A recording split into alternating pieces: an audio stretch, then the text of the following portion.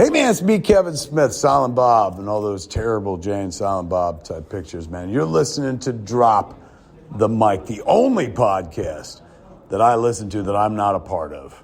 Every podcast I listen to, I usually talk on it, but not fucking Drop the Mic. That's where I'm like, let me hear what the boys have to say. And now, we drop the mic. Did you know the very first... Hey, yo! I'm so sorry about that. Sorry, Mama. Safety meeting. Yeah. Alistair E. Haywood, and he is my great-great-grandfather. Great. There's another great-grandfather. And I'm Admiral Haywood. I direct, write, produce, act. I do a little singing on the side. Motorcycles, baby. Look, I make a mean grilled cheese. If you're looking for crafty, just holler at me.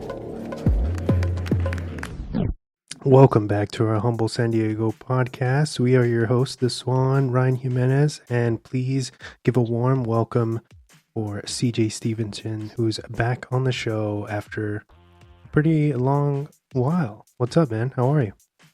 I'm doing pretty good. You guys got all fancy on me. You got same director Kevin Smith to be your intro now. Let's see. Oh, you heard that, huh? Yeah, I heard that. Of course, I heard that. That means a lot coming from you, man. So thank you for that. Oh, thank you. It should mean more coming from Kevin Smith, but I'll take it.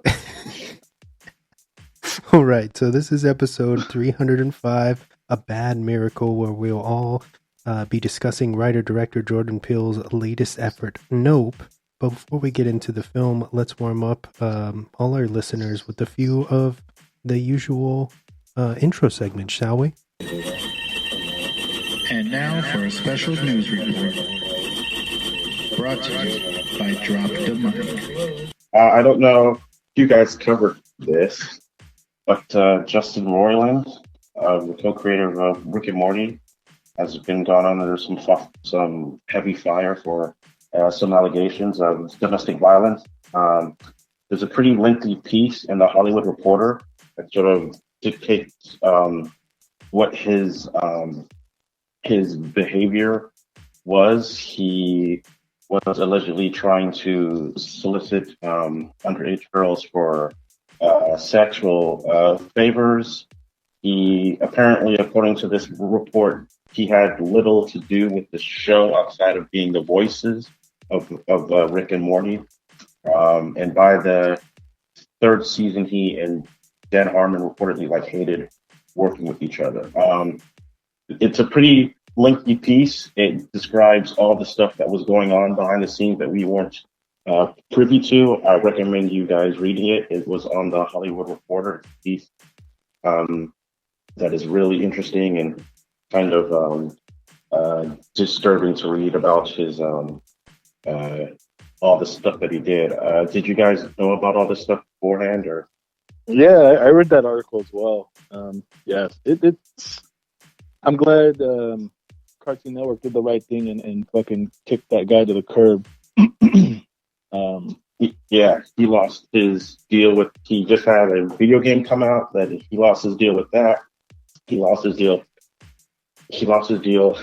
at Hulu, and they're going to be replacing him on Rick and Morty, Solar Opposites, and his new show about a koala bear that stars Hugh Jackman. He was reportedly supposed to be voicing a recurring character, but his character got killed off for some behavior stuff that was going on. So yeah, I agree, Ryan. It's good to see that the Cartoon Network is taking a stand and kick them out. Deservedly so, it seems. And it's going to be interesting to see, because they're going to recast those voices. It's going to be interesting to see how they do that. Yeah, and who they get and stuff like that. It'd be, I was thinking about this the other day. It'd be funny for them to do like something completely different, because I know a lot of people want them to kind of get someone who can do those voices. But how fucking hilarious would it be to get random comedians and shit to fucking voice them every other episode or every episode someone different? Yeah, that'd be cool. They should get Rob Schneider. He's not doing anything, right? Rob Schneider's not doing a damn thing. So they should get Rob Schneider to voice Morty. That'd be cool. Another thing is, I don't know if you guys have seen the Netflix film You People. I watched it. Not good. The an actor who was in the film was on set. One of the last scene is of Jonah Hill and Lauren London's character at their wedding, and reportedly their kiss was CGI. That was not them actually kissing. Reportedly on set, the guy who was an actor in the film was on set, and he watched them get like within 30 centimeters of each other before they were supposed to kiss. The guy called cut, the director called cut, and I guess if you watch the scene, it's CGI, says the actor. I don't remember this part of the movie. I kind of checked out by the time the wedding came, but it wouldn't surprise me because the Jonah Hill and Lauren London's character don't really have any real sexual chemistry. They felt like kind of like cool friends and not really people that you can see bumping bellies with. So this is pretty interesting. It would be pretty interesting. No one from the film has denied or confirmed this. It's just some actor who was on set. So that's something interesting. I don't know if you guys had talked about the recent DC news at all.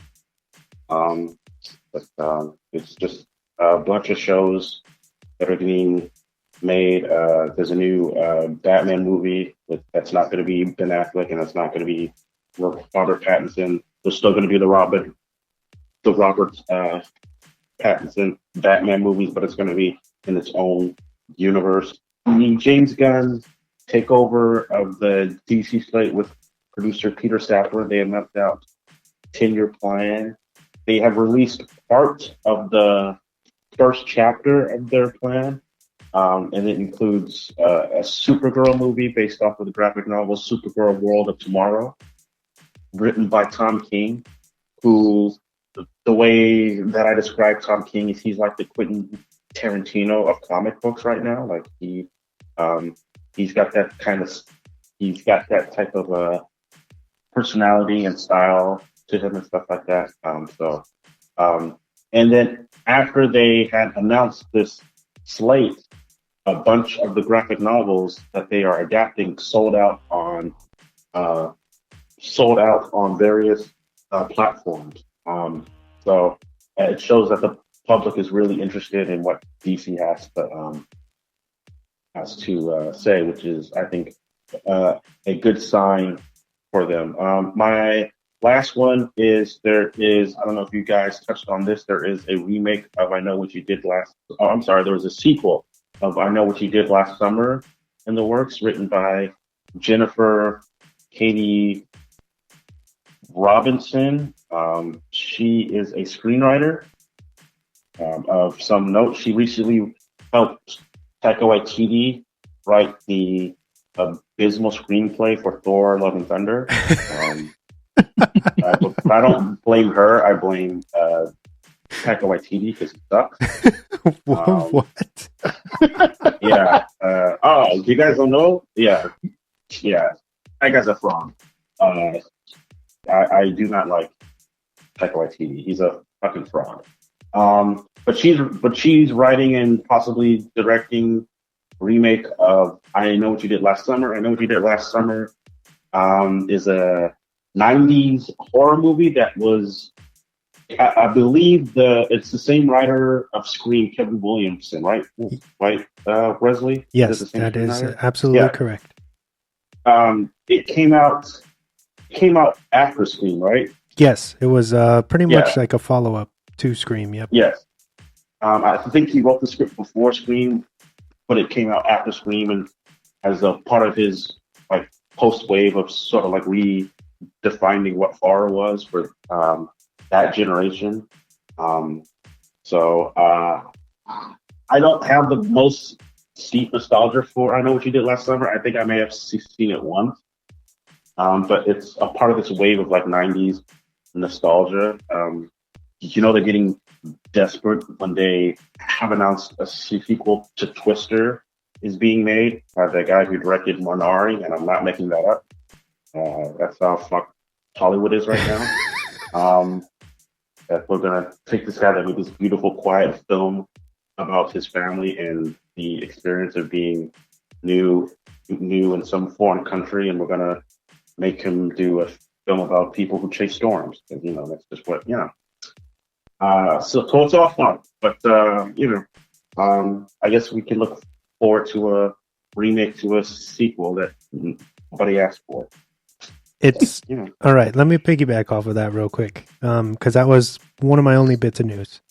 But so it's going to be a legacy sequel, and I think it's because they did have, I think it was on Prime, a short-lived series for I Know What You Did Last Summer, where they tried to modernize everything. Jesus Christ.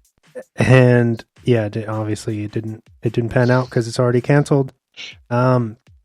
You left out that Jennifer Love Hewitt and Freddie Prinze Jr. are in talks. That's right. They are in talks. I mean, of course they're going to do it. What the fuck are they doing right now? What is Freddie Prinze Jr. doing right now? Not a goddamn thing. Of course he's going to do it.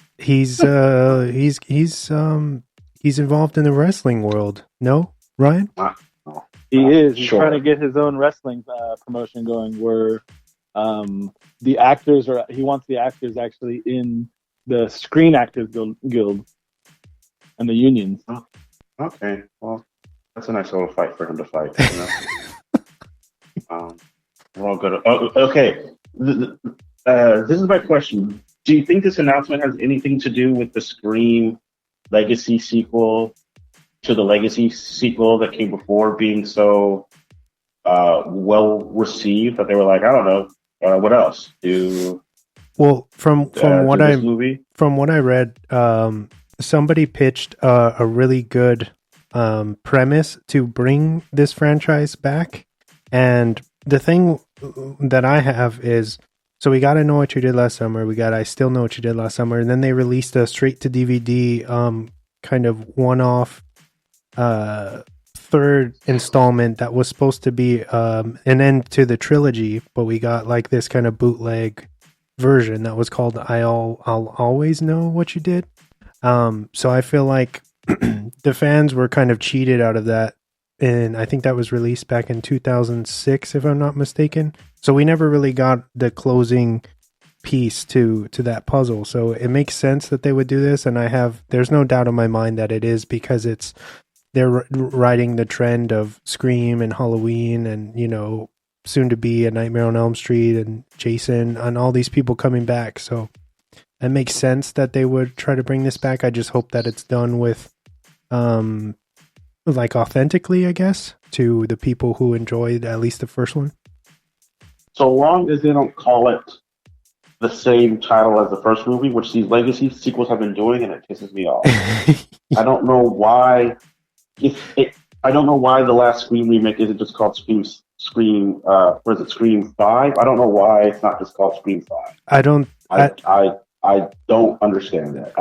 I don't think that they anticipated being able to come back and tell another story, and that's why they called it, what they called it, just Scream, just like Halloween is just Halloween 2018 now. It's but stupid. They could have, just easily thrown a subtitle under it and made it its own. So yeah, it is kind of bizarre that's a trending thing as well. New Line recently won a bidding war for director Zach Cregger's next film, Weapons. Zach Cregger, obviously, he wrote and directed Barbarian, which was a huge fucking success at the box office. And New Line actually beat out Jordan Peele for that movie.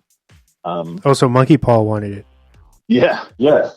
I read the article that detailed this. Apparently Jordan Peele was pissed. Yeah. That he didn't get it. But apparently it was because if they get it, they would have had to raise the budget, and Blumhouse and Universal, they weren't comfortable with the budget that the film was projected at, so they passed, and New Line swept it up. I think which is crazy.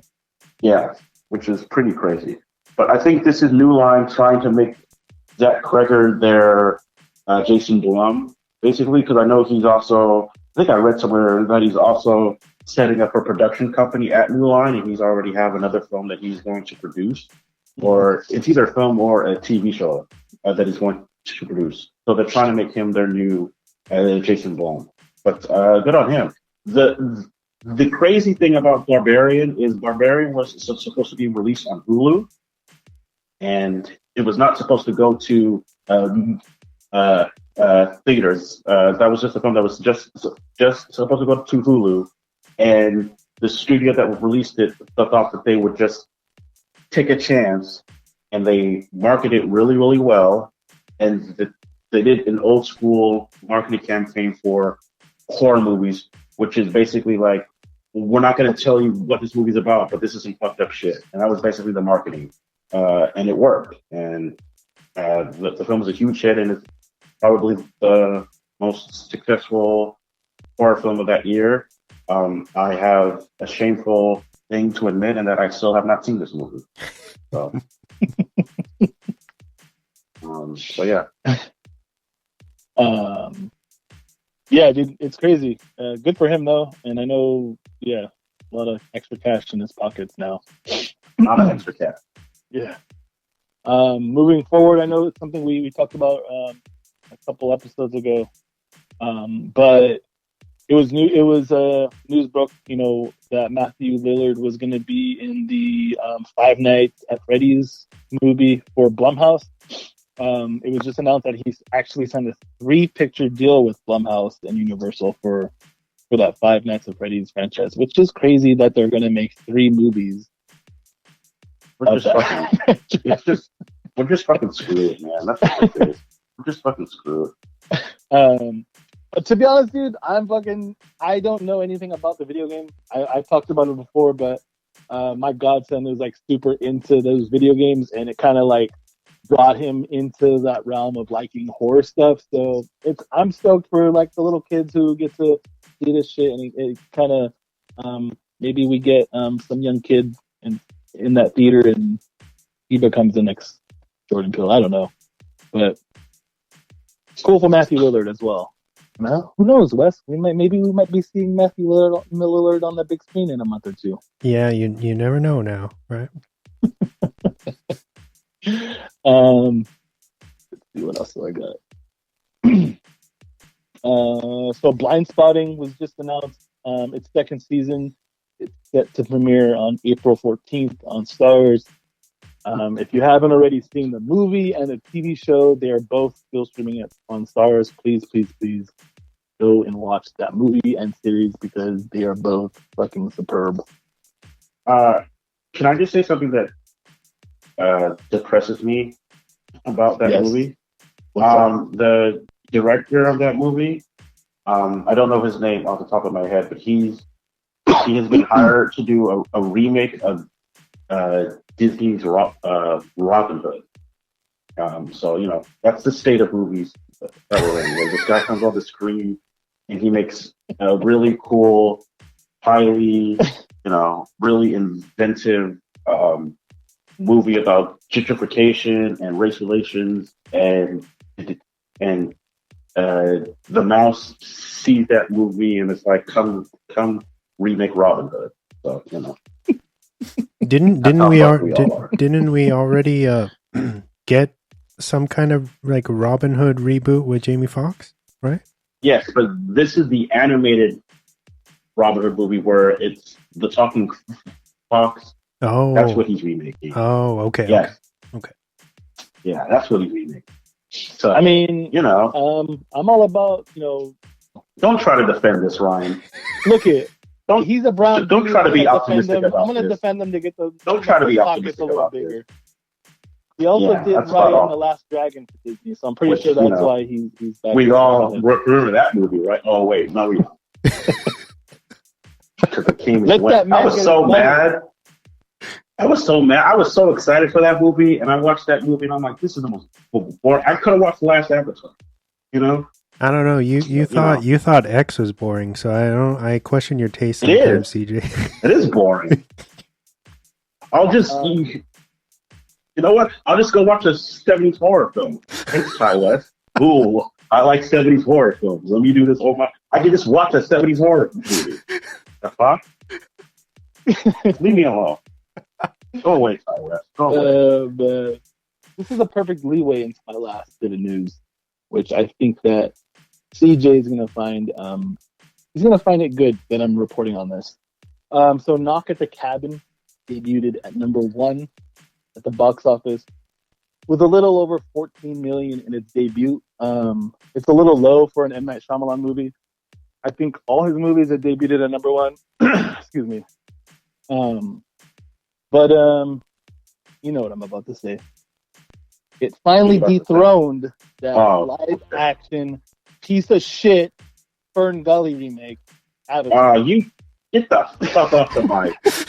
Get the fuck off the mic. Don't you dare talk about Jim Cameron. We do not disparage Big Jim on this podcast. Avatar The Way of Water. Avatar The Way of Water is my number 4 favorite film of the year. Hold on. Yeah, it's Fern Gully. Sure you like Fern Gully. That's what you like. Fucking no. I like good shit, which is what Avatar The Way of Water is. It's fucking good shit. You could have easily rented out a movie theater. That movie is Dancing with Wolves. Is so good. It's my number 5. It's my number 5 of 2022. That is a good movie. I wish those fucking soulless Marvel movies had half as wit and scope and spectacle as Avatar does. And you know that's why it's like the number 4 or 5 highest grossing film of all time, because people saw this movie and be like, thank God someone can finally make a blockbuster, right? You know, I don't have to sit through Marvel doing a live action remake of Spy Kids 3 with Ant-Man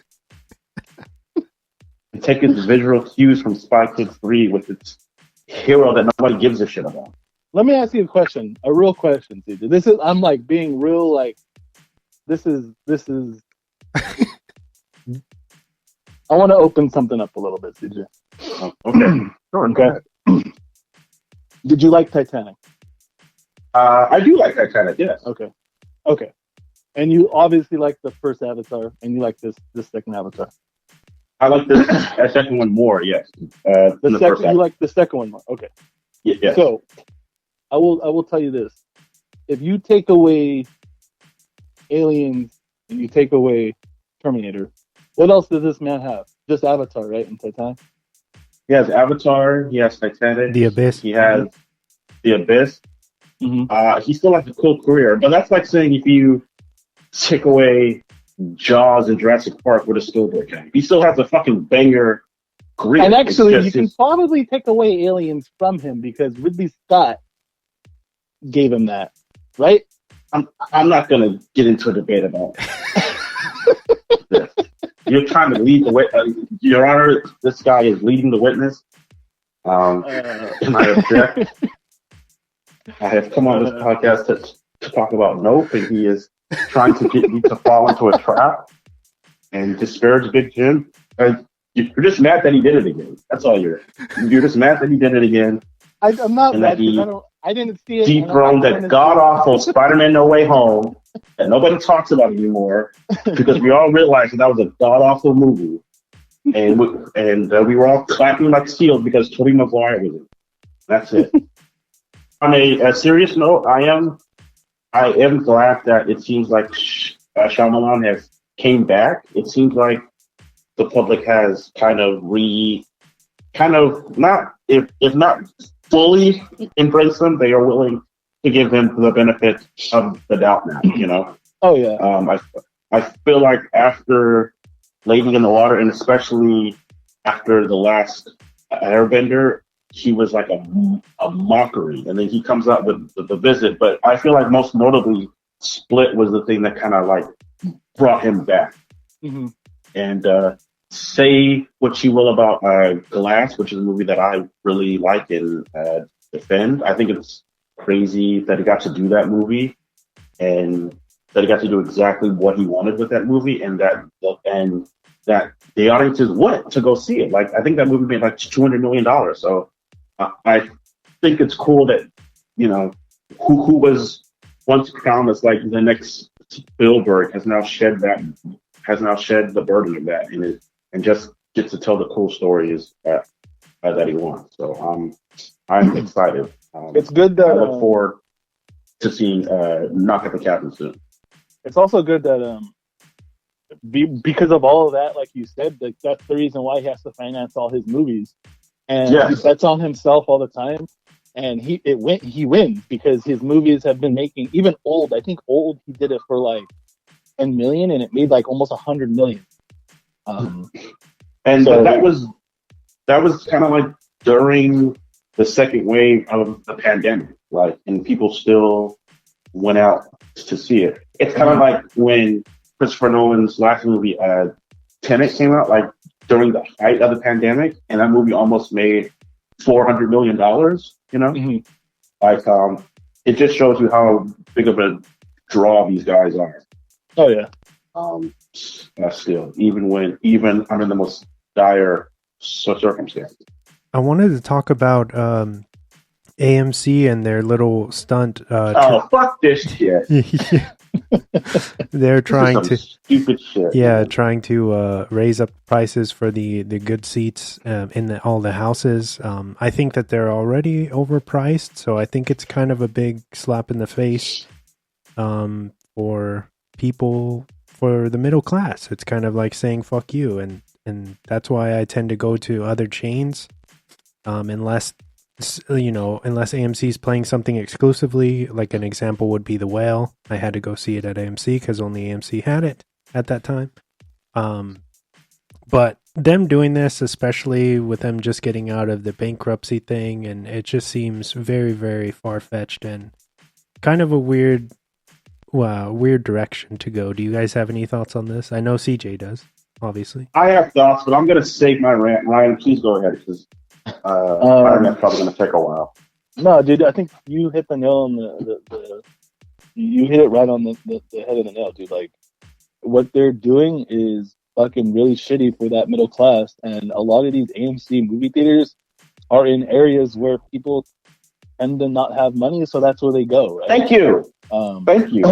And I know they're doing some dumbass thing where, like, if you're like a member of the whatever the fuck they call it, A-list or whatever, like you don't have to pay that fucking price. But yeah, I stopped going to AMC's a long time ago. I think the last time I went to an AMC was when I went to the Bay Area. And it was because that movie was only playing at that time, and my parents wanted to go see it.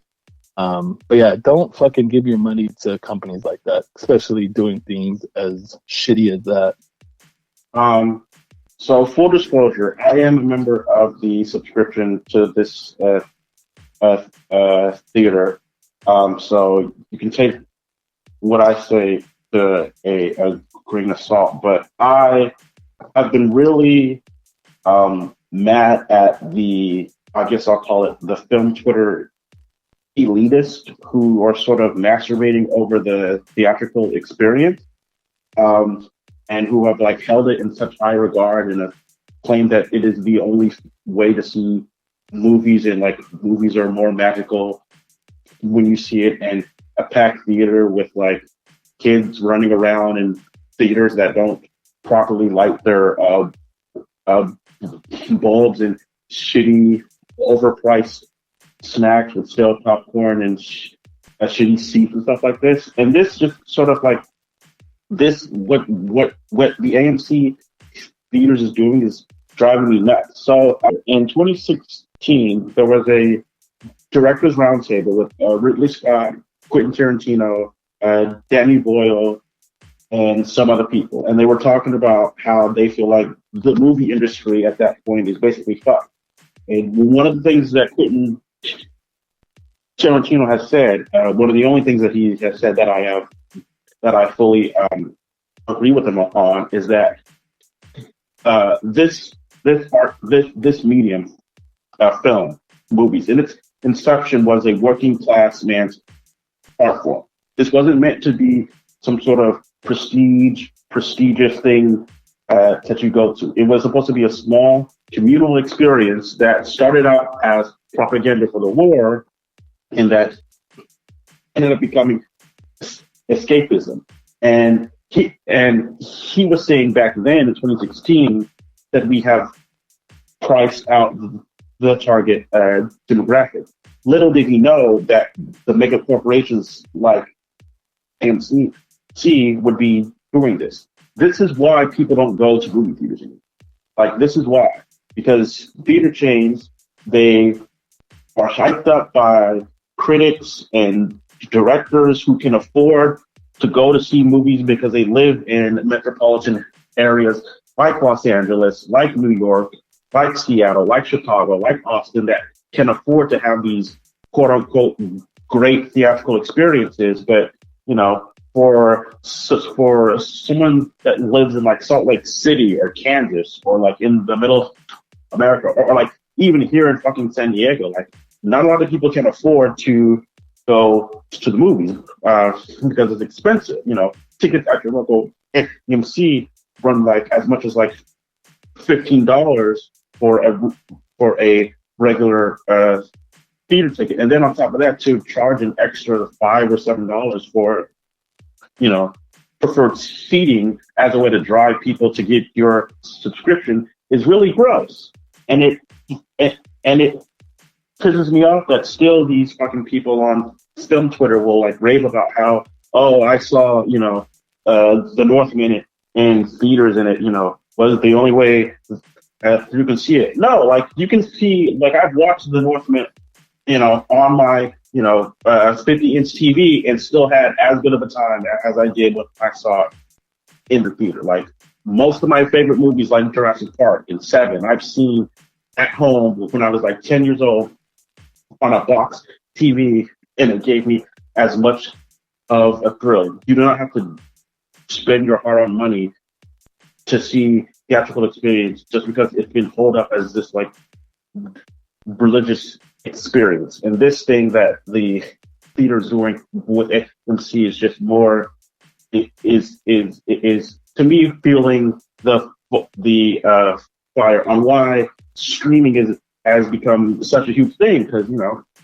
a family of four is not going to want to go out to spend, you know, almost $200 to see the next Minions movie, or you know, someone who is a film graduate who just got out of college and was like $60,000 in debt. They might not be able to go see, you know, the latest Wes Anderson movie, you know, because they're $50,000 in fucking debt, you know, for getting a degree at a college that's not really going to carry over. So this type of thing really makes me mad. So that's the end of my rant. Well said, man. Well said. Well said, dude. And now it's time for the weekly recommendations. CJ, did you want to lead us on this one? Sure. I was watching an old school rom-com. I discovered this movie last year, and I rewatched it again before this, and it really holds up really well. It's a film called Notting Hill. It stars Julia Roberts and Hugh Grant. It's written by Richard Curtis, who wrote Yesterday, Love Actually, War Horse, but we'll forgive him for that. And it's a really sweet old school rom-com. It stars two movie stars. They don't make this kind of movie no more. If they did, it'd be a streaming show on Netflix that would get canceled, you know, after one season. So it's on, and ironically enough, it's on Netflix right now. So go check out Notting Hill. It's really sweet. It's really good. Julia Roberts is great. And then also, after I finished Notting Hill, right before I got on to record, I was watching the Soderbergh film Brockovich. Brockovich.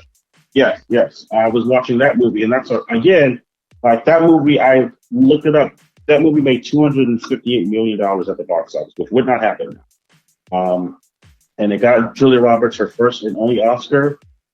She's really good in it. That's a really good movie. It's directed by Steven Soderbergh, who is like one of the best directors working right now. This guy who did like Traffic and Sex Lies and Videotapes and Haywire and Magic Mike and Side Effects and all these great movies. He's a chameleon behind the camera, and it's those two were really good kind of films that they do not make anymore because they're too busy making films about superheroes that nobody cares about. So go watch those two movies. Notting Hill is on Netflix and Brockovich is on Amazon Prime. Ryan. Yes.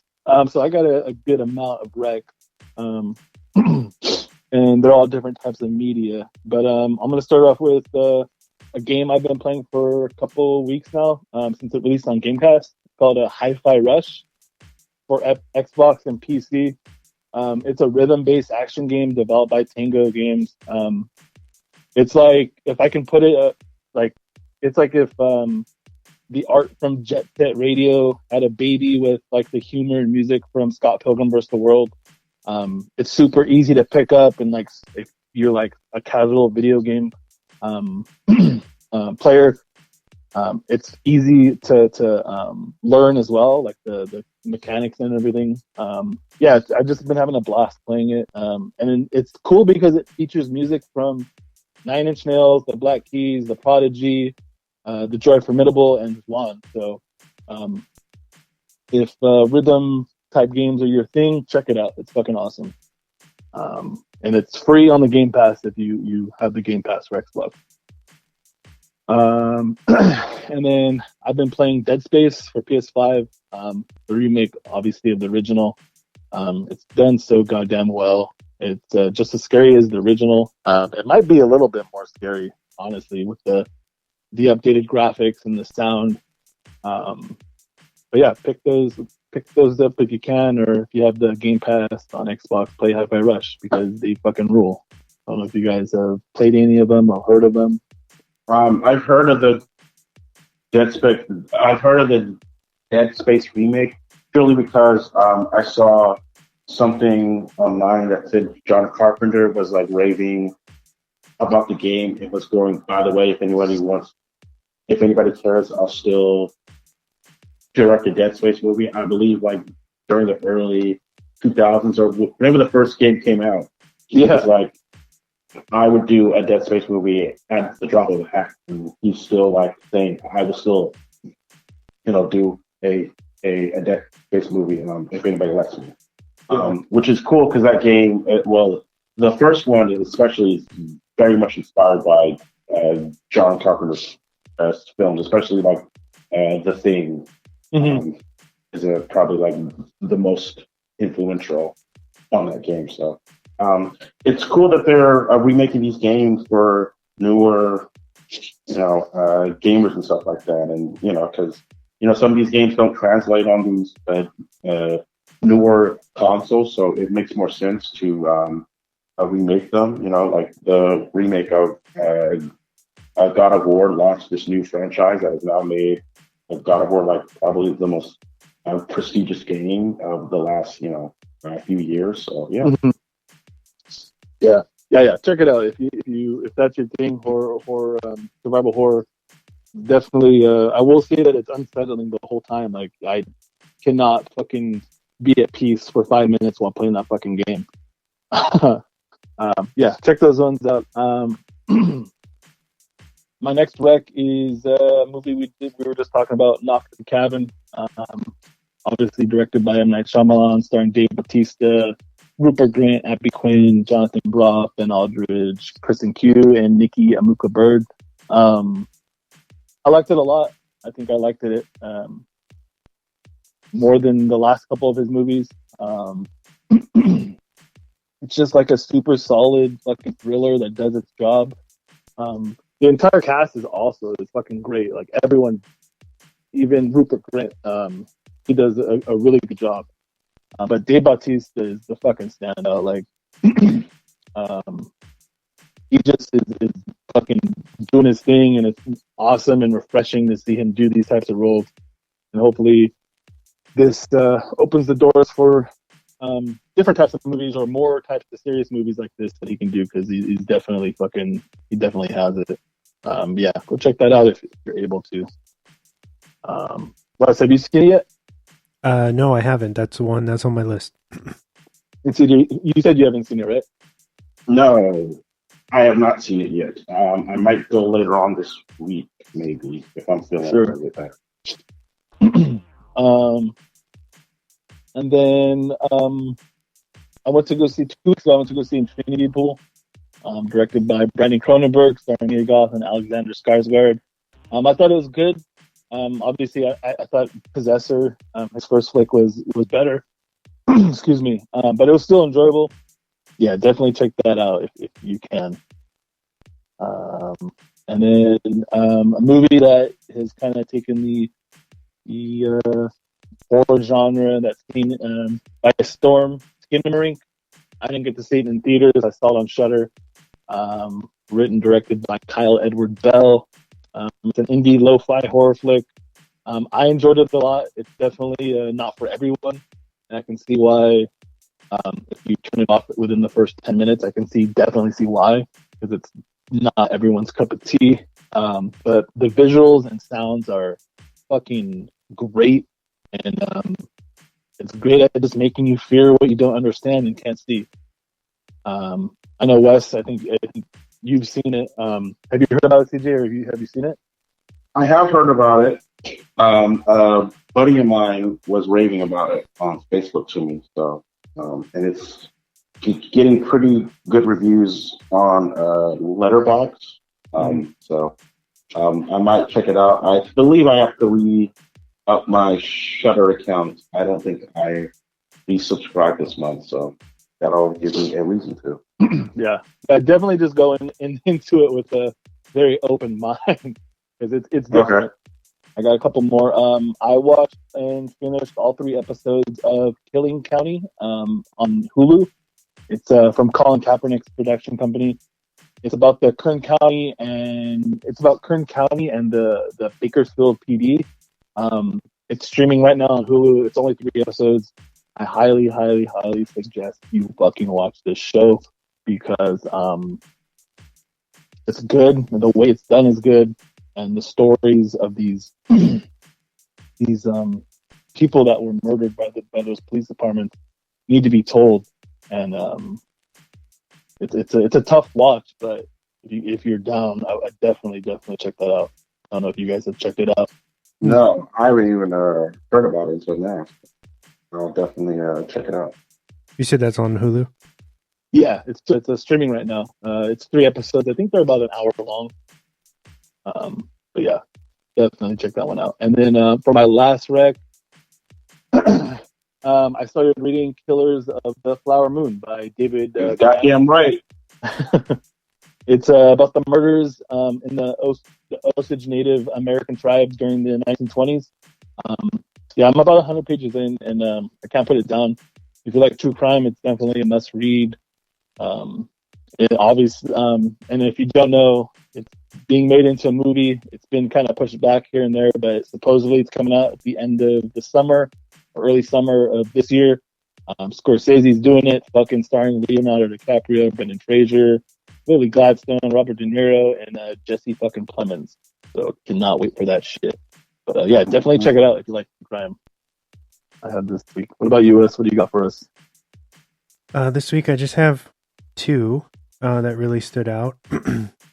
The first one is a Netflix original. It's the Pamela Love Story, which is the new doc on Pamela Anderson. And basically she's taking back the narrative that was set by the society since the late 80s, early 90s. Obviously she's a big icon, had a lot of, kind of rough things happen to her and her career derailed, and this really dives deep into that from her perspective as opposed to something like the Pam and Tommy miniseries, which kind of drifts away or kind of focuses just on one aspect of her life. And they touch on that too in this doc. I'm always fascinated with biopics or documentaries like this, because even if you don't really care for the person, it's just interesting to take that trip. And this one is done really, really well. And I enjoyed it a lot. So check it out. It's called Pamela: A Love Story. And she also just released a new memoir that's called Love, Pamela, I think, for anybody who's interested in that. And then my next one, I finally got to see Babylon at home, the new Damien Chazelle film. I thought it was really well done, and I enjoyed it. And that's all I got for Rex. If you guys want to jump into Ryan's movie focus of the week. 5, 4, 3, 2, 1. And now for the movie focus of the week. So we're talking about Nope this week. It's rated R. It's from 2022. It's a sci-fi thriller. Runs at 2 hours and 10 minutes, and it's got a well-deserved 83 on Rotten. Written, produced, and directed by the great Jordan Peele. Starring Keke Palmer, Daniel Kaluuya, Stephen Yeun, Michael Wincott, Brandon Pereira, and Keith David and Barbie. Keith motherfucking David. That's right, Childs all the way. And Barbie Ferreira. The film tells the story of a family who is suddenly uprooted when their father is mysteriously killed at their California horse ranch, as Admiral and OJ recruit some help to figure out what is actually taking place around their home. The results are more than they could have ever imagined. The film was first announced on November 9th, 2020, as Peele's next untitled project. With most of the writing done over the height of the pandemic, Peele knew he wanted to do something specifically involving an epic spectacle and our overall addiction to danger and peril. Production took place from June to November 2021, and was officially released in the U.S. on July 22nd, 2022. The film grossed $171.4 million worldwide against its $68 million budget. Although thoughts on Nope have been pretty divisive since its release, the fact of the matter is, Peele subverted everybody's expectations and made the movie he wanted to make, not the movie he thought his fans would be satisfied by. And that kind of courage should not go unnoticed. The themes are heavy, much like his other two films. However, the science fiction and even neo-Western tones are a welcome change to Peele's elevated horror roots. The performances throughout are top tier, with Keke Palmer being a massive highlight and Daniel Kaluuya giving a slightly more reserved and muted performance in this one. The cinematography, score, and visual effects all play key roles in creating what might not be Peele's best film, but it sure is the most ambitious, unique, and fun movie so far. 4 Gordy birthday presents out of 5. Thank you. I have been, for a lack of a better word, suspicious of not Jordan Peele, but of the public's reception of Jordan Peele. And what I basically mean is like, he's sort of like the liberal sort of white critics' embrace of Jordan Peele as sort of promising him to be this new Hitchcock. And I've always felt like Jordan Peele, he has more in common with someone like a Joe Dante or a Wes Craven. And I got that feeling when Us came out. And I'm like, this movie is ridiculous. This movie is about people who live in the sewers that eat rats that want to take over the world by holding hands. And the fact that movie works as well as it does, it's actually my favorite of his movies. And this movie is, like Wesley said, it's much more ambitious than anything he's done. The scope and the scale of this movie is really intense. This is a type of movie that I call an essay movie, because it feels like Peele is writing an essay about something particular, and he's throwing every argument he can to support the essay in the film. And you can walk away from this movie.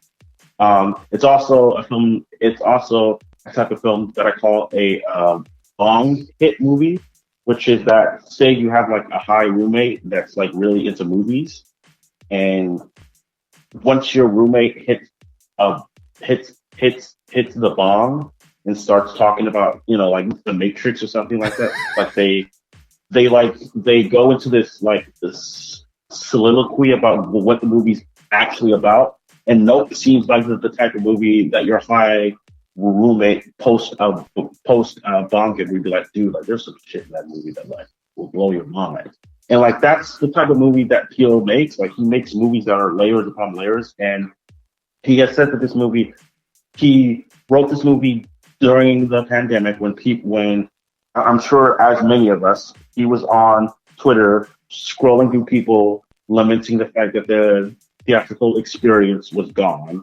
And he wrote this movie as a direct response he said that he wrote it as a sort of dissertation on our addiction to spectacle. And one of the things that he does is he frames spectacle in the form of Gordy the chimp, who was this chimp that was on this famed sitcom from the 90s that the Steven Yeun character was on as a kid, who goes apeshit. And he uses that in what I think is a really courageous move to sort of stick the scene that basically tells the audience what the themes of the movie is. And he sticks it right in the middle of the movie, which I think is a ballsy move, because I feel like once you know what this movie's about, that scene is incredibly heavy-handed, I feel like, but it still works because it frames itself as a backstory more as an explanation of what's going on. And to do that and to sort of have this movie be not only about the exploitation of Hollywood and trauma and how we tend to want to process trauma through entertainment, like how in the movies Steven Yeun's character processes the trauma that happened on set through merchandising it and selling it, from the exploitation of workers on films to the dismissal of Black people who have worked on films as the essential characters Keke Palmer and Daniel Kaluuya play in this movie, who are two people who are the descendants of a bohemian jockey that was on the first collection of still photos to form a movie. Which should be noted, he is not an actual bohemian jockey. That's something that Peele invented, as far as I could research. But the symbolism of that is like this family seemed to have been denied their place in film culture, and have now seemed to rectify that by getting a shot of the UFO, therefore sort of taking control of how their stories are perceived in the world. There's just so much shit in this movie that you could fill an entire podcast with, just like we're doing right now. That is rich and is incredibly fulfilling if you are willing to go down that road. It's also a movie that just works as a really weird alien invasion movie. If you just want to ignore all the subtext about this movie, and if you just view it as a horror alien movie, it is the weirdest film. I mean, it's been compared to Signs, which I think does this movie a disservice, because while they're both trafficking in the same themes, such as like family and conspiracy theory, this movie is so much weirder than Signs. And this movie is so much more ambitious than Signs. And it's got so much more on its mind on what it wants to do visually. Like Wesley was saying, it wants to capture in the third act, it wants to be this sort of like neo-Western, but also be an alien movie, but also be a movie about like generational trauma, stuff like that. There's just so much in this movie that I think is worth examining, and it was a brilliant pick by you, Ryan. So I'll hand it over to you, I guess, to explain why you wanted to do it. Yeah, dude. No, I feel like you made all the points I wanted to make. Yeah. First things first. Like the reason why I wanted to do this is I think, Jordan Peele. You can definitely say he's the best horror director that we've seen the last like 20, 25 years. I know that's saying a lot because Ari Aster's out there and Robert Eggers. Robert Eggers is out there as well. But I just feel like, this 3-film run he's on is up there with Carpenter's, 3 film run of, Halloween, The Fog, and Escape from New York. And then you can add The Thing, and you can add Assault on Precinct 13 before Halloween. And I do, the only thing I do, disagree with you a little bit on is I am one of those people that feel like he is closer to Hitchcock than he is those 2 people that you name, solely for the fact that in his movies, he does make you think, and he does, like you called it, what did you call it? A Bong movie? Yes. His movies are riddled with things like that, and the same with Hitchcock. So that's why I think I lean more towards that he's closer to Hitchcock than he is anybody else, because not only does he scare the living shit out of you with his movies, he also makes you think, and that in return makes you scared as well. But yeah, dude, I just feel like his movies are like, it's fucking kind of typical to say it, but his movies are like fucking onions. There's just so many goddamn peels to it. You don't even know where to begin. Like, even on I rewatched it just a couple hours ago in my second rewatch. Even my second rewatch, I'm like, holy shit! Like, no, I'm seeing this, and I'm seeing this, and I get this, and I get why he's doing this. And yeah, I obviously I think that Get Out is probably my favorite of his. And I would put this over. The reason why I put this over Us is because, like you said, CJ, and like Wes said in his write up, he just goes for it. He does something different, and I think we were talking about this, CJ, when we were off air. Like, that's what I like to see, is like when people do things you're not expecting in art, like movies and music, and no one was expecting a movie like this. Yeah. Everyone was expecting that scene in the stable with Jupe's kids trying to scare him. That's what we were expecting, and he kind of flipped everything on us and gave us something, I think, better than what we were expecting. So I've seen this 3 times, including my rewatch for the show. The first time was in a regular theater. I saw it Comic-Con weekend, I believe, and I loved it, but I was still kind of grappling, like trying to break down what he was trying to say in it, and I think that that's intentional. And then I went to see it my second time in IMAX, which blew me away because the sound design is fucking incredible throughout this entire thing. And then the third time I watched it at home in 4K. And by this time, I was able to, the mystery has already been dissolved, so you can really analyze the film. And I think, honestly, this third time watching it for the show has been my favorite experience with the film, because I felt like I understood exactly what he was trying to do from scene to scene. So I thought that was pretty awesome, because, again, going back to what CJ said during our intro segments, a lot of people are, hold the theatrical experience up on this pedestal, which, I mean, I understand, but at the same time, you can experience films like this with a grand scope at home and still enjoy them, And this is one that I think it's incredible, because there are so many layers, like Ryan was saying, that it's almost makes this very, very scary to try to podcast about, because it's like, what are we going to miss? What are we going to leave out? Because there's so many angles we could come at this like the film from, if that makes sense. Circle back to something that Ryan said that I think is extremely important to not only this movie but to the career of Jordan Peele at all, is the fact that Ryan said that that Jordan Peele makes the movies that he wants to see and not the movies that he thinks people expect of him. Jordan Peele has told a story in between Get Out and Us where he had just won the Oscar. He was at an Oscar party that Jay-Z had hosted for him.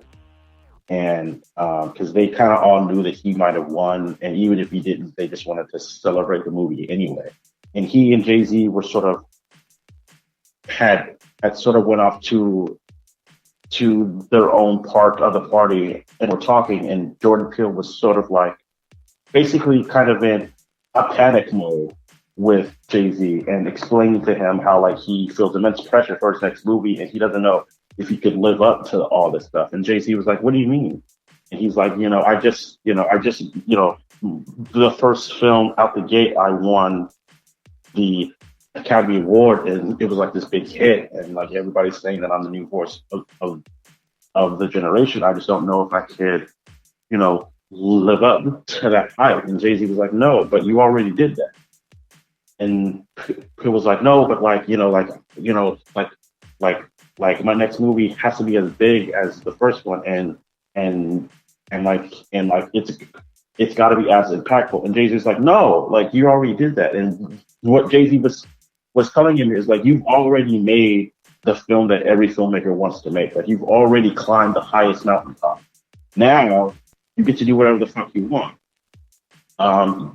You have a blank check to do whatever you want. And these two films post Get Out, Us and Nope, I feel like show what Jordan Peele really wants to do and like what he really wants to say with his movies. And to Ryan's point, I think it's incredibly powerful that this guy, this black filmmaker gets to tell stories on this scale and gets to do it unbeholden to whatever people have expected of him. And like he said, like Nope is something like no one could have guessed that this film would have been his third. Like if you would have walked out of Get Out and like I would have pitched you that this film, Nope, is his third film, which is a group of about two siblings who spend the entire runtime of a movie trying to take a photo of the UFO. You would have like looked at me as if I would have said the most craziest thing to you. And yet, like, here it is, and it is, I dare say even more ambitious and more layered than Get Out is, because it doesn't just go layer deep with the race stuff. Like there's race stuff in it, but the race stuff in this movie isn't the focal point of this movie's mind. Like there's three other types of themes and stuff that you can point to. And to Wesley's point, like you come out of the movie like grappling, like it just feels like it's like a tidal wave of stuff that just hits you when you're trying to process all of it. And it takes a couple of viewings to really like dissect what he wants to do. And I think it's incredibly important that, people get to make films like this. Like I'm reminded of the Daniels making their latest movie. And that movie feels like a person going, if I only get to make one movie, this is all I want to do. And it feels like Jordan Peele has that sensibility each time he sits down and types away. That's the mindset he's going with for each film. What is like, if I only get to make, if this next film is my last film, what do I want to do? That's kind of how I feel about it. When I think about this movie, With that being said, is there anything and this is for both of you, is there anything that you felt didn't work, or is there anything that you could say seemed a little off kilter or you didn't care for? I'll let you go. The only thing that I could say that I didn't necessarily like, and I know in doing my research and reading things online, I know other people felt like this, is I wish Steven Yeun just got a little bit more screen time. Yes, absolutely. I know there was a this massive story to tell, but I just feel like his story needed a little bit more time to be fleshed out. But other than that, no. Yeah, because I feel like it almost feels unfair how much he's short shrifted, right? Because like his character is, in my opinion, the most interesting character in this movie, and he's like the focal point of everything that this movie is trying to say. Like that first scene where Daniel Kaluuya and Keke Palmer enter into his office, and he is explaining his trauma by way of an SNL skit, right? And that seems such an odd way to sort of filter one's experience through the trauma. And then you realize that no, like this is how this person has processed it, and like he has the only way that this person can process what has happened to him is he has to view it through the eyes of pop culture. He has to merchandise it, and I feel like the movie is maybe a little bit the movie doesn't seem to be as interested in him as it is in the Keke Palmer, Daniel Kaluuya section of the movie, which almost feels like a disservice, again, because this character is so rich and has so much going on that you almost want the movie to sort of be about him and his journey, you know, because there's just so much of what the movie is trying to convey to you in terms of our addiction to spectacle and what we're willing to do to, you know, be awed by spectacle is through him and his character often. And like one of the main plots is that he has discovered a ship and he's using horses to make this ship. And his intro to this show is me and my family witness a spectacle. So you almost wish that the movie was told from his point of view.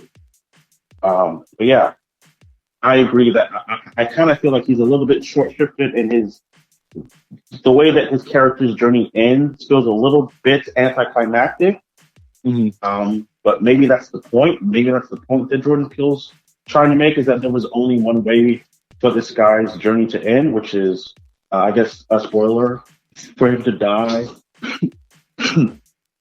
I think Jupe's character, he didn't learn his lesson, and right. He didn't understand the full scope of why he was spared by Gordy, and he felt like he had this false connection, you know, where it was just because it was him, whereas it was really because he was focused in on that shoe that's standing upright and not looking the chimpanzee in his face.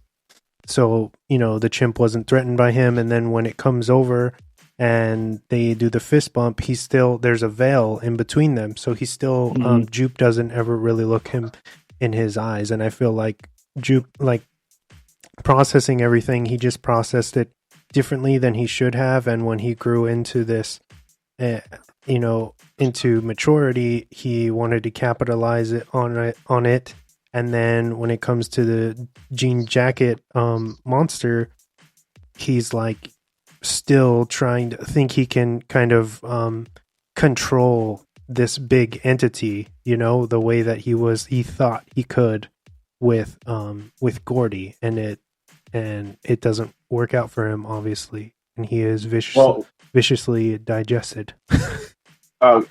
Wesley, it's so interesting that you said that the way that you survived with him not looking Gordy in the eyes, because I had never heard that was why he survived. And thinking about it, that makes so much sense, because the way that the characters survive is they are told, do not look the alien, you know, do not look at the alien directly, you know, and the way that Jupe dies is he looks at the alien directly. You know, it's this sort of echoing feedback loop that Jordan Peele is able to make with, you know, these like almost like subtle things that you would never thought to think about until someone points it out to you. Yeah, that's a great observation, man.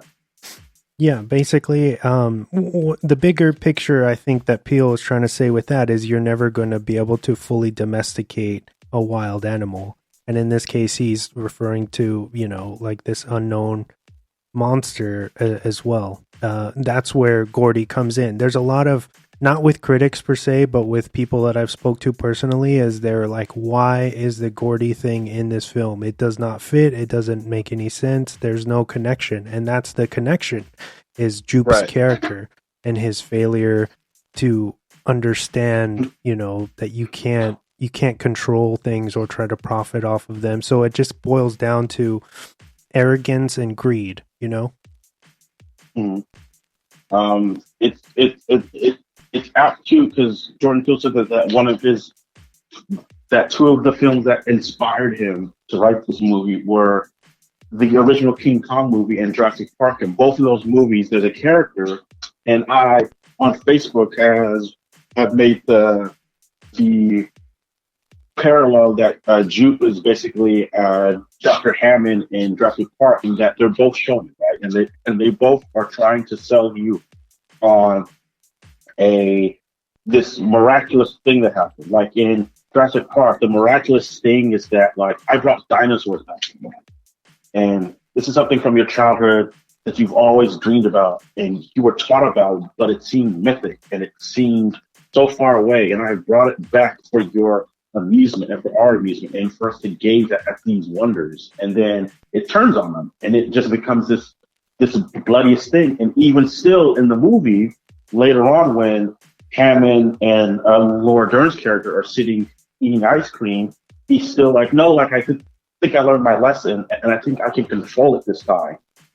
And Laura Dern is like, you never had control. Like, you don't understand you never understood the depth of which you were fucked, basically. And that's kind of like what Jupe is going through now. Like, he has spent his entire life going, no, like, I'm going to process this. And the way that I process this is I'm going to commodify it and monetize it and make it into something different. And he ends up repeating the horrible cycle that has, plagued him for all these years. And on the opposite side, you have Daniel Kaluuya's character, who is also going through a similar thing in which she's trying to figure out why his dad died, right? Well, like, that's his big emotional journey, is to figure out what this unlikely event thing is that has killed his father. And the way that his sister is able to convince him to it is she's like, well, if we capture the thing that killed, we can make money off of it and we can become the authors of our story. And it's sort of this sort of two parallel stories where one is trying to where they're both trying to, like, process it through monetization, but the way that they go about it is totally different, I feel like. And with like you said, with Jupe, is he thought that he could his mistake is he thought that he could control it and that he could contain it. And the smart thing that Keke Palmer and Daniel Kaluuya realizes they aren't going to be able to capture it and monetize it. And, is that they aren't going to be able to capture this thing that has killed their father. The only thing that they could hope to do is take a picture of it and control the narrative of how people view their trauma, which I think is very interesting and rich. I feel like, especially today, where, like, trauma seems to be like a buzzword that everybody uses. What are your thoughts, Ryan? But no, dude, I mean, you guys are hitting all the right points. Going back to, like, how, like, you said you had never noticed, Jupe didn't look at Gordy in the eye, and that's why he died in being killed by the alien. But something that I had noticed that I hadn't noticed on this watch is it was a coin that kind of essentially killed the dad, and it was a coin that essentially saved him because all those coins were on the floor, and she picked them up and started taking the pictures. I don't know if you guys caught on to that. That's such like great circular storytelling.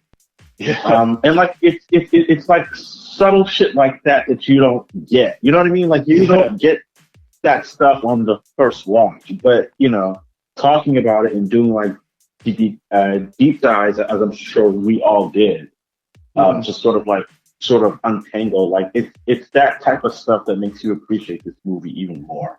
I feel like. And then just going back to Steven Yeun, I think that would be like, obviously, like I said, something that I wanted more. But I will say that I think that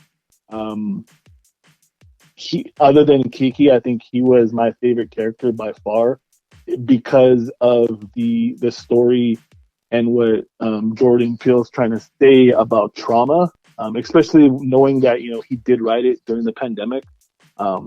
Personally, I can relate to, you know, there's traumas that we've all had in our lives that maybe we might not be over, and we don't know how to move past, and that's why I kind of connected with that part of the story because of that, and just in bigger picture, like, you know, like I said, he wrote that during, you know, the peak of the pandemic, and we were all kind of going through it, and some of us still haven't processed what we went through, and we never will. Yeah, I think that's why I kind of like that character. Well, also it's telling because he wrote this, you know, like he wrote this during the pandemic, and like one of the things that like many people that I had brought up earlier is that like many people were clamoring for, like, they were like lamenting the movies, like they were lamenting going and seeing spectacle, and I feel like and I have sort of when talking about this movie, like one of the ways that I explain the themes to this movie and stay with me here is the relationship between 9/11 and the boom of the superhero film, in which like when like 9/11 hit, like it sort of like devastated the country, and and in many people's eyes, it painted as sort of like clear black and white portrait of like, we're the good guys, they're the bad guys, they are attacking our cities, and you have to defend them. And what ends up becoming a staple of all these superhero movies there are these heroes when the bad guys come. And if you notice, like a lot of these superhero movies deal in a lot of 9/11 type of imagery. Like a big point of contention with the Man of Steel movie is that how the third act reminds people so much of 9/11, right? And the Avengers, like that movie, it takes place in New York during the midst of an invasion where skyscrapers are being torn apart. Like that's exactly what that movie is trying to invoke. And Jordan Peele is arguing that like this has always been our relationship with trauma and spectacle. Like there's always been this sort of like uneasy handshake between trauma and spectacle, and how we sort of filter and process this thing. Like another thing that I think about when I think about Nope is the Godzilla movies, which was a response to Hiroshima being bombed and Nagasaki being bombed by us, and the way that the Japanese processed that was through movies, was through creating this huge monster that was sort of a stand-in for their trauma, and that's exactly what Peele is trying to pinpoint in this movie. Is that like this has always been our relationship with trauma. Someone Jupe is in that office, and the only way that he can talk about what happened to him is through the guise of an SNL skit, which is essentially mocking his trauma. Is the only way that he can, you know, recall the events. Is I feel like exactly what Trudeau and Peele has been saying when all these people are during the pandemic going, oh man, I just want to go to the movies. I just think that people just expected this to be like, I don't know what people went in expecting. I truly don't. I think that they wanted like your run of the mill alien invasion Maybe type movie, and this is everything but. And I think, like you guys said, you keep comparing him to Hitchcock, but he's for me, I feel like he's a Rod Serling, where his stories are essentially he's adapting Twilight Zone episodes modernized into film. The reason that I compare him to Joe Dante and Wes Craven and not to Hitchcock is because like Hitchcock was kind of the thing that we don't like.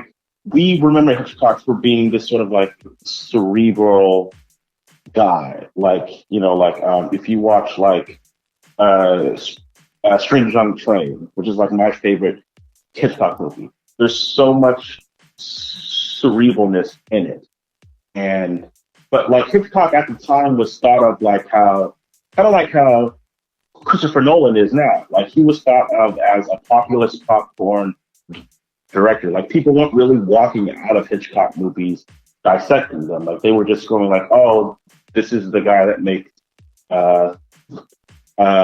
thrillers and stuff like that. And the reason why I compare him to something like a Wes Craven movie or a Joe Dante is like these are people who have like stuff on their minds that they are filtering through a genre lens. Like my cousin, she compared Nope to They Live, which is I think a perfect, if you were to do a double feature, I think like of any of Jordan Peele's movies, to be honest, you could do worse than to do They Live, which is functioning on the same level of these movies, which is like They Live is sort of a junky,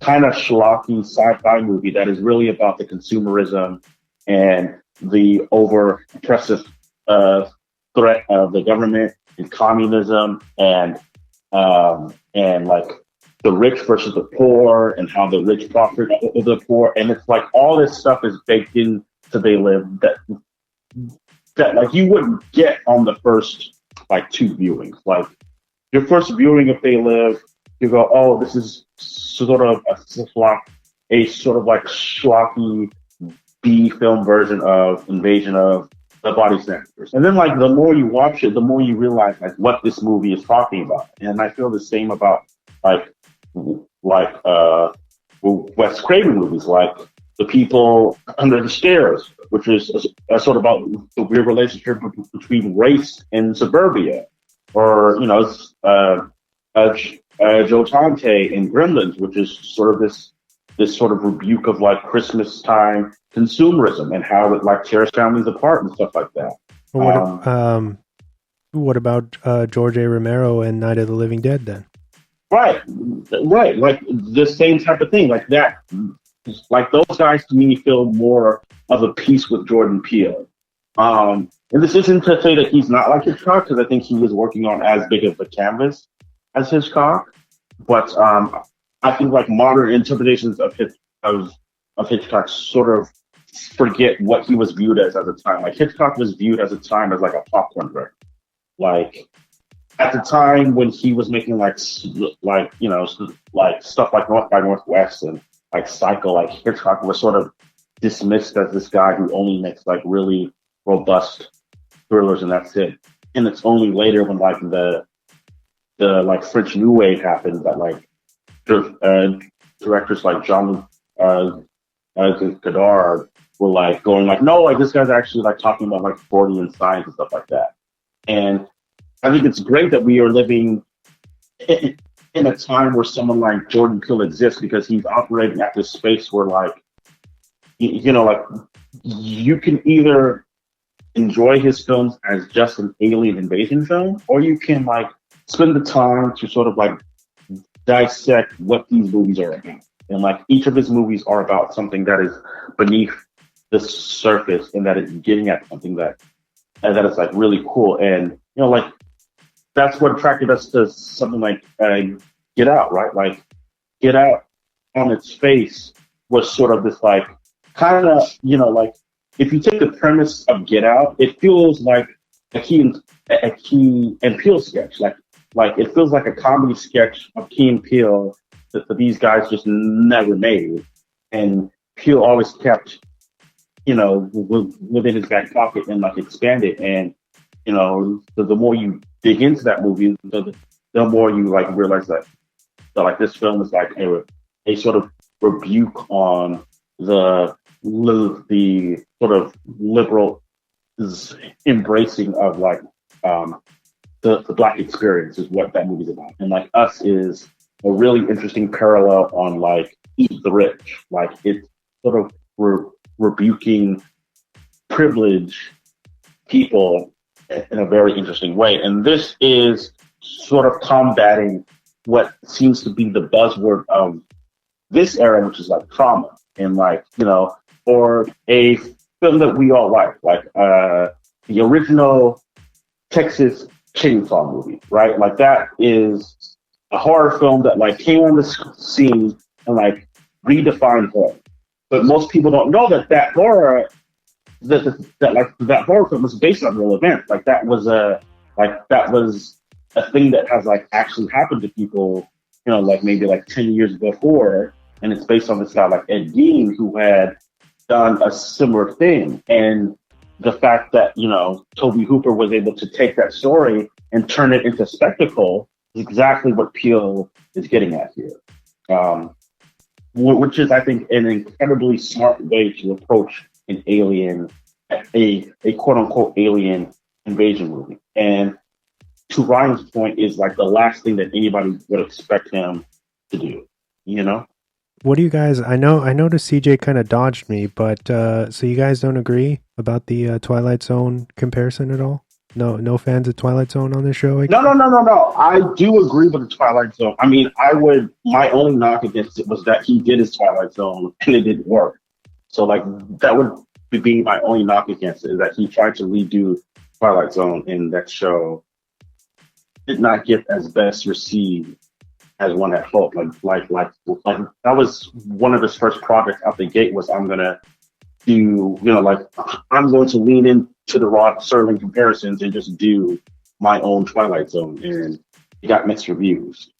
Did you watch it? No. You didn't watch it? No. Did you watch it? Yeah. Was it good? I thought that they were good. I mean, essentially, tell us about it. I mean, they're shorts, obviously. So I mean, take from that what you will. But I thought it was decent. It was good. If you can look past, like, obviously, it's a modern retelling of, you know, like kind of like The Outer Limits or whatever. Like if you're stuck on the original Twilight Zone, nothing is ever going to outdo that. So that's essentially like a losing battle, I think, for him. But for what it is, I thought it was good. I enjoyed what they released. No, I definitely see comparison, especially with Rod Serling and Twilight Zone, what he was trying to do and what he was trying to say, and the stories he was trying to tell. So yeah, no, I definitely get that, and yeah, no, I like that new Twilight Zone. That's why having conversations like this is good, because, you know, obviously CJ has his take and I have mine and you have yours, and I think they're all three of us making comparisons to those different artists are all fucking valid. I think I see a little bit in a little bit of all of them. So, but yeah, I know that Rod Serling is it's pretty close.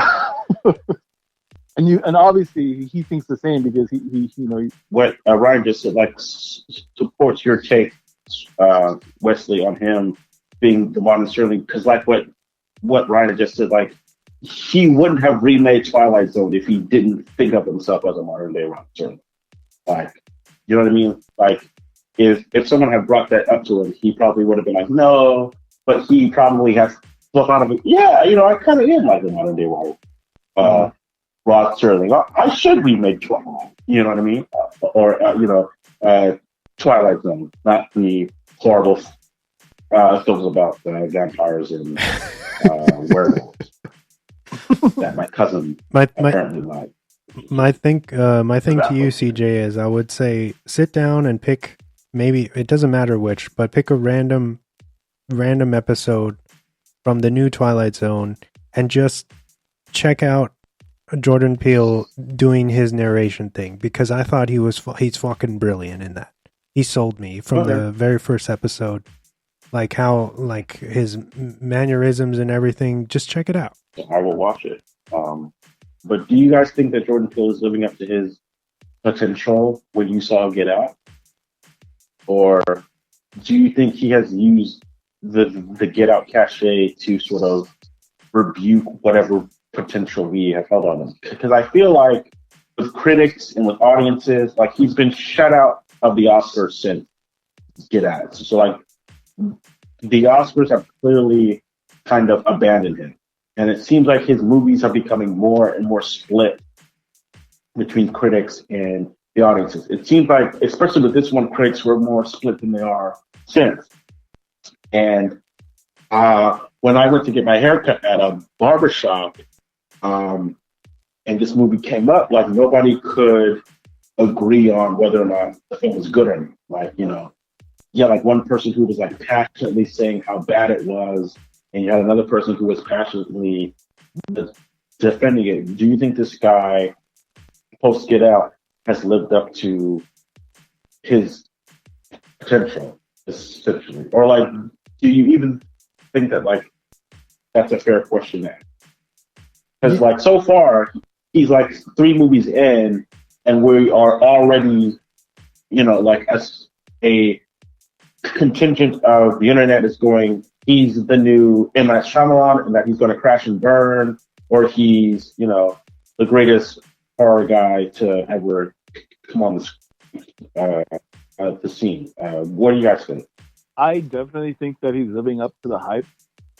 And like I said before, and I say it all the time on social media. I know I tell Wes all the time. I think I even told you, CJ.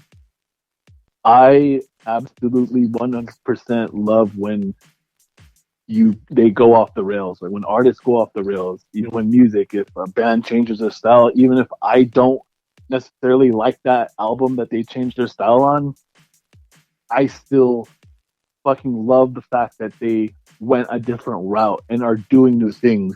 And that's why I love Jordan Peele and the movies after Get Out, because like you stated before with that Jay-Z story, I feel like he's doing the movies that he wants to fucking do.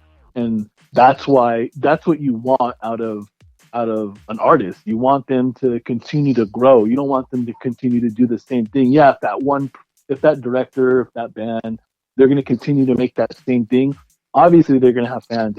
People are going to go and buy those tickets to those movies or go buy those albums. But it shows a lot in the person, in the artist, when they can evolve into what Jordan Peele is evolving now with Nope. What about you, Wesley? That's a good take, Ryan. First off, I want to just say the fact that Nope was completely snubbed by the Academy is incredible. I can't even fathom why. I can explain it. I'll do it later. Because I don't think Nope is a traditional horror film. So to use that argument, I don't think it necessarily pertains to Nope. Other movies, yes, maybe, but not this one. And you would think that the grand scale of the movie alone would get it in for something, but to be snubbed completely is ridiculous. To go back to your question, CJ, yes, and I know you already probably can anticipate where this is going to go, but I think that he is living up to expectations, or maybe to his personal expectations. I think he's doing what he wants to do as an artist, as a creator, and he's doing a great job. He's on a very hot run, and I hope he can, keep it up. I just think that the creativity between these 3 films that he's released so far, like if he can keep that stride going, he's gonna keep cranking out bangers, you know. And I have all the faith in him, and I just hope that critics and these divisive takes on his films, because they're not per se what we're expecting, because it happened even with us. A lot of people were like, what the fuck is this? This is dumb or whatever, you know? And it's because he's dealing with these high concept pieces that go over a lot of people's heads. And Nope is a great example of that. I feel like people just kind of absorbed it as this like monster movie, and it's so much more than that. But not all media, not all art is made for everyone, you know. And I feel like he has built this substantial loyal following that's gonna to follow him. And if we are going to go down that rabbit hole of comparing him to M. Night Shyamalan, I think that he's doing what Shyamalan he is in his career right now where Shyamalan wished he could be, if that makes sense. And that's just my take. That's just my opinion. No, that's 100%. I think fucking fair to say and to point out. So sort of explain why I think Nope got shut out on the Oscars. I was talking to a buddy of mine on Facebook, and we were discussing how new talent that sort of explodes on the scene, whether it be like Jordan Peele or Damien Chazelle or Barry Jenkins, how they often get shut out after the movie that sort of makes them twinkle in the Academy's eye. So like for Barry Jenkins, like Moon was obviously the film that like captured the Academy's attention. He won Best Adapted Screenplay and Best Supporting Actor and Best Picture for it. It was like a huge thing. Damien Chazelle won Best Director for La La Land, and Jordan Peele won Best Academy Award Screenplay for Nope. And then the next movies on all 3 of those films with Damien Chazelle, it was First Man with Barry Jenkins. It was It Feels Free to Talk with Jordan Peele. It was Us. Those movies all sort of got shut out because it was sort of the expectations thing that Ryan laid out earlier.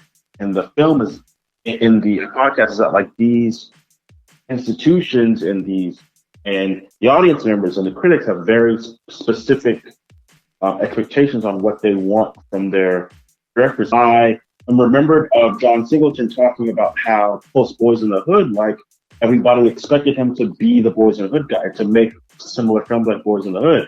And his next film that he does is Poetic Justice, which is a total like turn on what people expected from him. And it's this crazy thing where if you are this young talent and you explode on the scene and you get, you know, like John Singleton, you are the youngest person to get nominated for Best Director and Best Screenplay.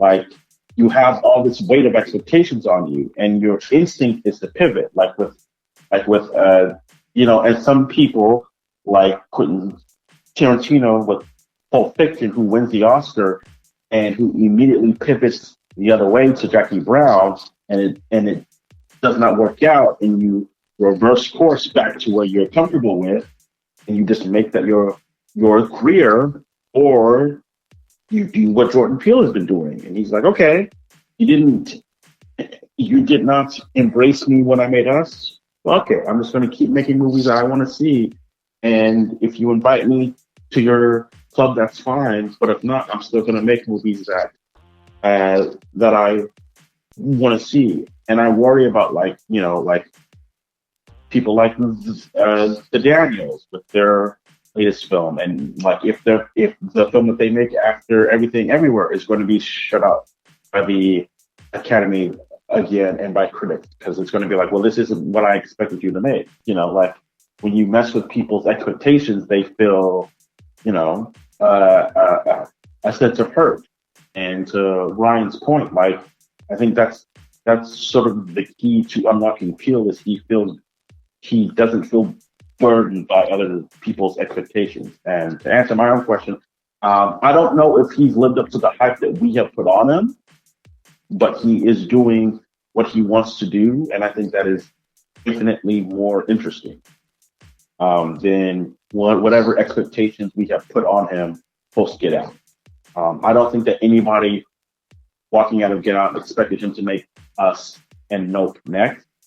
But the fact that he did proves that he is willing to grow, as Ryan has said. It has proved that he is willing to grow as a filmmaker, and I think that is what makes him probably one of the top 5 most interesting filmmakers, most interesting American filmmakers working today, I think.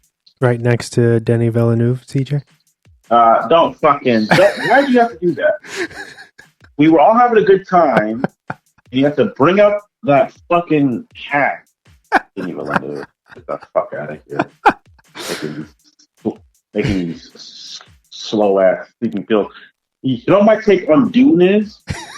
You're gonna love this line. Dune is Star Wars on Prozac. That's what Dune is. You know what? Like I said, it's good to have multiple voices in these types of conversations. Wesley's just doing that just to get a rise in. That's all he's doing. That's all he's doing. All right, gentlemen, is that all we have on Nope? Is there any other closing thoughts besides go watch this if you haven't already? I think it's streaming. It's streaming now on Peacock, and you can pick it up for on Apple Digital for $10 right now. It's on sale. That's a steal. Let's talk about next week, or next week's episode, I should say. We're doing John Singleton's Higher Learning. And CJ will be returning as our guest. Back to back. So, drop in, listeners. If you hated me on this one, you're going to hate me even more on Higher Learning. Can I just briefly explain why I wanted to do Higher Learning, Wesley, if that's okay? Yeah, sure. First off, I feel like John Singleton is the filmmaker that we have all sort of collectively decided not to talk about, which is weird because he's probably, I would say the most influential, maybe the most influential Black director ever. I mean, you can make an argument of Spike Lee, but to me, the most successful director right now is Ryan Coogler in terms of like box office and critical acclaim, and I feel like Ryan Coogler is operating much more in a John Singleton space than he is in a Spike Lee space.